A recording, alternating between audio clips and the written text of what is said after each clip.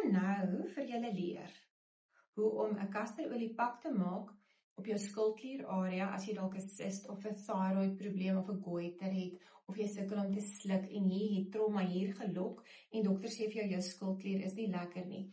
As jy jou skildklierpille of medikasie wil gebruik, doen dit met die grootste liefde. Weet net dat as jy jou kasterolie-pak saam met dit gebruik, jy 'n hengse verskil en verbetering in jou skildklier se welstand en gesondheid gaan kry.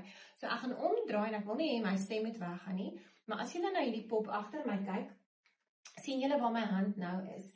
Hier is 'n mens se skildklier in jou liggaam en mans en vrouens het skildkliere. Hy sit by jou slukarea of by jou voice box. En jou skildklier het baie te doen met jou gewig en daar is baie inligting wat ek vir julle kan opsit oor wanneer het ek 'n ooraktiewe skildklier en wanneer het ek 'n onderaktiewe skildklier. Maar die skildklier het baie te doen met ek sluk my woorde, ek hou my in, ek kan nie sê hoe ek voel nie. Iemand maak my mond toe, nie net fisies nie, maar ook emosioneel. Bly iemand vir my sê, bly stil, sit stil, shut up, hou jou mond. So die skildklier is 'n baie belangrike orgaan in die liggaam en hy's belangrik vir baie gesondheidsprosesse.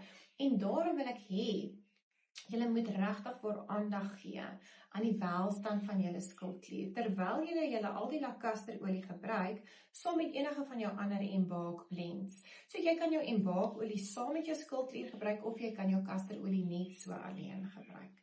En so gaan 'n mens daai skildklier gesond kry, en enige vergroeisels wat nou daar gaan katazza het, gaan dan nou weg. En ek gaan ook vir julle 'n baie nice video maak, en ek gaan vir julle die storie vertel van my seentjie.